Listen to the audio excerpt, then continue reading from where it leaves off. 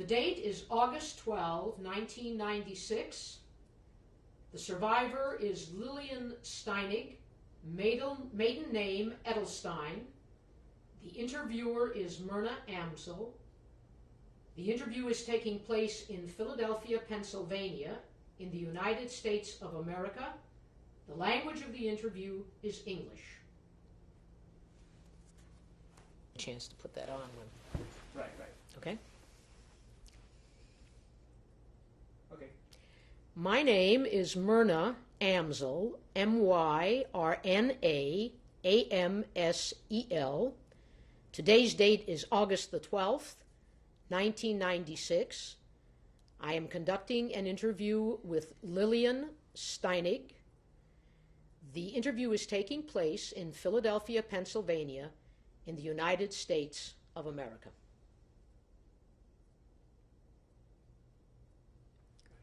Yep. That's all Okay. We are rolling. Please state your name. Lillian Steinig, Steinig. What was your name at birth? Lily, Lili, Edelstein, Edelstein. Did you have a nickname? No. When were you born? January 23, 1923, What is your current age? 73. What was the city and country of your birth? I was born in Stryj, Stryj, Poland. What was the population of Stryj? I think it was around 40,000. And what proportion was Jewish? 1/3 Jews, 1/3 Ukrainians, and 1/3 Poles, and some others. And who lived in your home with you when you were a child in Stryj? I was born in my grandma's house, and I lived with my parents and my brother. What did your father do? He did many things. First, he had a fabric store together with my uncle. The fabric store he had after he married my mother until 1934. And then he decided he wants to go on a farm because he was born on a farm. So he got paid by my uncle apart from the business, and he leased a farm from a Polish baron. It was a big farm, around 300 acres. It was an agricultural farm. We had cows and horses also. And we stayed on a farm until the war broke out. Did you have other relatives in Stryj? Oh, yeah. In Stryj, I had a grandmother, my mother's mother, my mother's brother, an uncle, and his wife, an aunt, and they have a little girl, 4 years old. Beside that, around Stryj, not far away from Stryj, my father had parents. He had, I guess, 5 brothers, 2 sisters. There were cousins. Did you go to school when you were in Stryj? Yes. I went to public school in Stryj, and then I went to private gymnasium, and then when the Russians came in, when the Soviets came in, I finished the 9th and 10th grade of their schooling. Can you tell me what date it was when the Russians came in, approximately when? They came in twice. First, they came, when the war broke out, the Germans came in. The war broke out September 1st, 1939. The Germans came in just for maybe they were there 2 weeks, not even that. When they made the pact with the Soviets, they pulled back, and the Russians came in, the Soviets came in. They came around, I think, September. It was around our Yom Kippur holidays, and they threw us out from the farm when we had the Sukkot holidays. Let's go back to Stree. What was life like in your home before you returned to the farm, when you were living in Stree? It was wonderful to me. First of all, I was young. I didn't know much about politics or troubles in the world. I lived, I think, a very sheltered life. My parents were well-to-do. I went to school. I had girlfriends. We played. I studied. That's about all. Did your family practice Judaism? They were religious, but they weren't Orthodox. My father didn't go to the synagogue on Saturday. I remember Friday night he used to make the Kiddush over the wine. My mother lit the Shabbos lights. We observed the holidays, high holidays, and a lot of times I spent the high holidays on my grandparents' farm, these were parents of my father. They were very religious. My grandfather had a long beard, and when they walked to a place where they had to pray on a farm, they walked, they couldn't ride. But he still spoke to me Polish beautifully. What was the relationship between the Jews and the non-Jews in Stree? You see, I had non-Jewish girlfriends. I didn't experience anti-Semitism personally, no. And we played together. I went to school with them. We got together quite often. I knew I'm Jewish. In gymnasium, in a private gymnasium, we had separate classes for religion with the teacher of Jewish religion, while the other ones had their priest come in and teach them religion. You said that you did not live in Stree the entire time. No. When did you leave Stree? I left Stree when my parents moved on the farm. And from there, the farm was away from the station, let's say 15 minutes. So I had to travel by coach to the station, and from there I took a train to Stree. I can't remember exactly how long it took me to come to Stree. And I was commuting to school, to gymnasium in Stree. I had to get up very early in the morning to make it for 9 o'clock in school, and then we had classes till 2 o'clock. Till I came home, it was maybe close to 4 o'clock. And something else I want to mention. We had 6 days of schooling, Saturdays too. Only Sunday was a free day. What year was it when you left Stree to return to the farm? 1934. This is when my father leased the farm. Can you tell us why you decided, or why your father decided to return to the farm? He was born on the farm. He had it in his blood, and he liked it. My mother was a city girl, but you go after your husband, especially those days. What was life like when you were on the farm?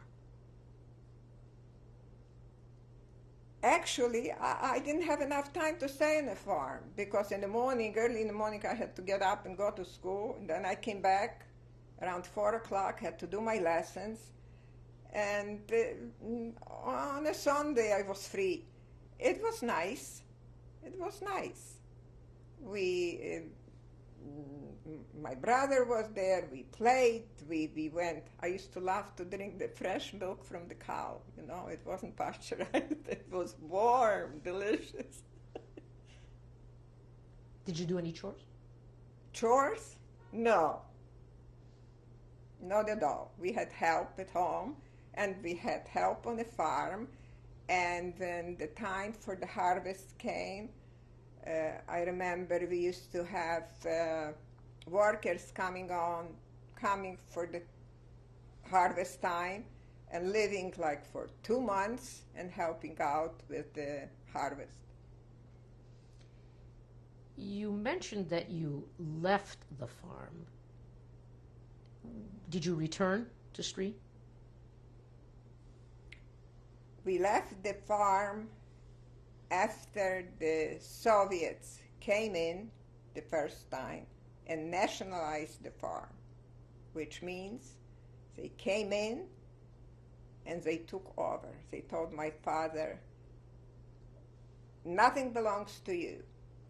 You go and live in a city, and if you work, you have what to eat. They wouldn't let us even take our horses and our coach to get to Stree. We had to ask a peasant, a friend, to take us to Stree. And that time, my father took it terribly. He had a heart attack, and since that, he suffered from angina. And I remember we came, it was like I mentioned before, around holiday, the Sukkot. We came to Stree, and people looked at us like crazy. What do you mean they threw you, they took away? They didn't experience it yet, but later on, the Soviets nationalized all the stores in town. We were the first ones. So when we came to our grandma. She had a house, but all of the apartments were occupied. So we had to look for a place to live. So we rented a place outside, like on the outskirts of the city, 2 rooms and a kitchen, and we stayed there. And my father, I don't remember where he was working. He got a job someplace in a store that belonged to the government, some kind of fish store, I think it was. And they opened schools, and I started going to a Russian school. Everything was supposed to be in Russian. We weren't supposed to be taught in Polish. We had Russian there, we had Ukrainian, all subjects were taught in Russian or Ukrainian. And we were taught the history of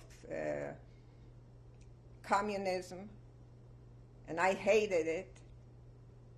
And I remember my father was so scared of the Russians, of the Soviets, that every time he used to come home, he put the finger in front of his mouth. He was afraid somebody is listening behind. Then, when the Soviets came in, they arrested, I know, a lot of people that were politically involved. They were belonging to Zionist organizations. Who knows for why they arrested them. So my father was really scared. And between my father being scared and me going to that school where they taught you that it's wonderful in that communist country, everything is beautiful, I was confused.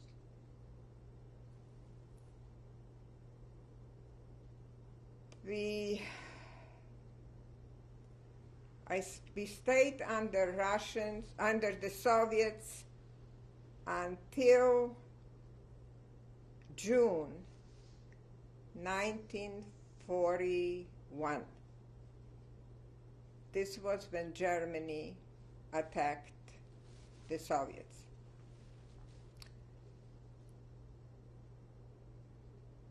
They marched in, and when they came to Stree, they were welcomed, especially by the Ukrainian population, because the Ukrainians that lived there, they thought that Hitler is going to give them a free Ukraine. You see, that part of Poland, Stree, was the western part of Ukraine, and a lot of Ukrainians believe that Hitler is going to give them a free Ukraine. They opened the jails, they let the prisoners of the Soviets out.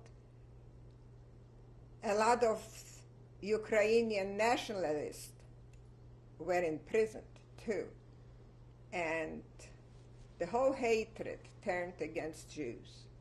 Some of the Jews, maybe they were communists, maybe they helped the Soviets, I don't know. But they became the scapegoats of the Ukrainians.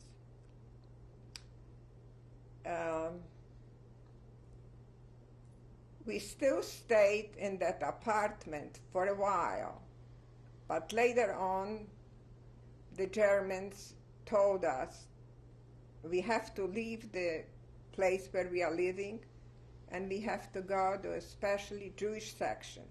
That section was in the town square across from where we got an apartment. It was a place across the building that belonged to my grandmother. The first orders of Germans were confiscating all the radios, confiscating all the telephones. They established, they told the Jews they have to have their own so-called Judenrat, Jewish committee, that took care of the Jewish affairs. They told them to get some young Jews into the police force. Whenever they needed something, they talked first to the Judenrat. They confiscated furniture from people, they confiscated apartments, and after we came to the Jewish quarters, eventually they started with the actions. To describe the actions is, I would say, sometime middle of the night or early in the morning, you heard a knock at the door. Raus, raus. They told everybody to go out. They gathered them together or in the synagogue or in this town square, put them on trucks and took them away. Now, a lot of times, if somebody had a friend in the Jewish police, who usually, or most of the time, was notified of the actions that were supposed to come, we could find out that next day the action is going to be. So a lot of people make bunkers, hiding places, not to be there when the Germans are going to look for them. When we live in the Jewish quarters, in the kitchen, we had in the floor 2 boards that could be taken off. There was a ladder underneath and a cellar. So we used to hide down there, and my father didn't go down. He put the table on top of those boards just to make it like nothing is there. Meanwhile, he was working for a sawmill for the Germans, together with my brother. And he had German papers that he's working and he's needed there. So he felt sort of secure that nothing is going to happen to him. So twice during the action, nothing happened to me or my mother that was hidden there, and they went to work. Nothing happened to them. But it must have been October 1942. We heard that another action is going to come, and me and my mother hid in the basement, and my father went to work with his papers. Usually after an action next day, it was normal. Everybody could walk on the street, it was fine. But this time, when we came up, after a few hours in the morning, we see my father and my brother coming. He is full of blood. He was hurt. His teeth were knocked out. So we said, what happened? And he told us a story. Soon as they left us, a German Gestapo stopped them. They showed them the papers, but they wouldn't acknowledge the papers. They took them with them to a synagogue, where they gathered other Jews from the city. They took them on trucks to the station. They loaded everybody in the cattle cars and boarded up with nails the windows.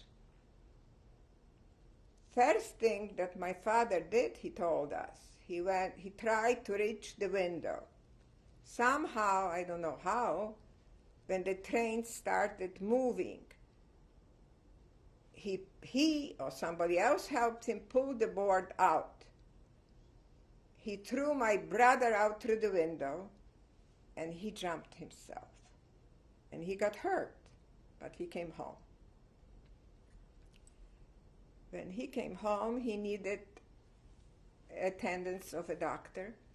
So we called a Jewish doctor to come over and to stitch him up. The doctor came in and helped him. And then I was sitting there in the room, and he looks at me and he says to my parents, "Who's that girl?" And they said, "This is our daughter." So he says to them, "Why do you keep her home? She doesn't look Jewish at all. Why don't you let her go away on maybe on Aryan paper? She could pass as a Polish girl." And he left.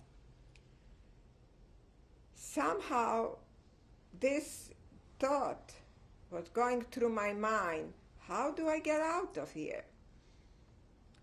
So I came up with a plan. When we rented an apartment in Stri, after the Soviets threw us out, on the same street lived a widow with a daughter that I used to go to public school with her. And this widow used to sell some of our clothes, and we were sort of friendly with her. See, we had to sell clothes to buy food or barter clothes for something else. So I said to my parents, you know, if Mrs. Bilinska's daughter would give me her birth certificate and her ID card, which was still from the Soviets, I could switch the pictures from my ID card that I had, a Soviet ID card, and go someplace. So my parents approached Mrs. Bilinska and asked her if she would do it. You see, she could always get another birth certificate from town hall. She could say that she lost it and she needs a copy. She agreed, and without any money. When I got her daughter's ID card, and I tried to switch the photograph from my ID card, the stamp didn't match, but it didn't matter to me. Now I started to think, where do I go? So I remembered when we lived on a farm, and we traveled by train, and from the train station to the farm on a coach. We used to pick up a teacher whose wife was teaching school in the country, and he was teaching in Lyceum in Stri. We used to give him a ride, and we got friendly. When the Soviets came in, he didn't want to stay with them. And he went back to western part of Poland, to a small town where his father was a lawyer. And they left us their address. Can you name the town? The name of the town was Przedbush. Can you spell it? Przedburz.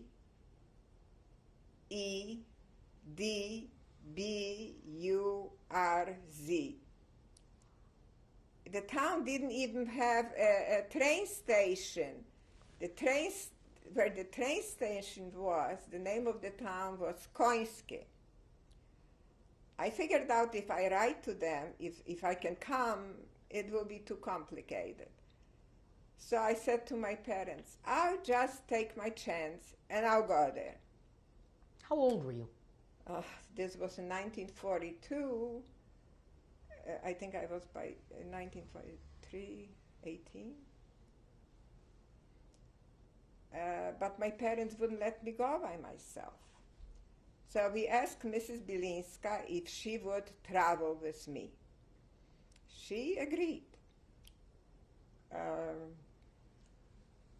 She bought the tickets for the train, and we had to say goodbye. It was hard, but she promised me that she's going to take my mother and keep it in her house.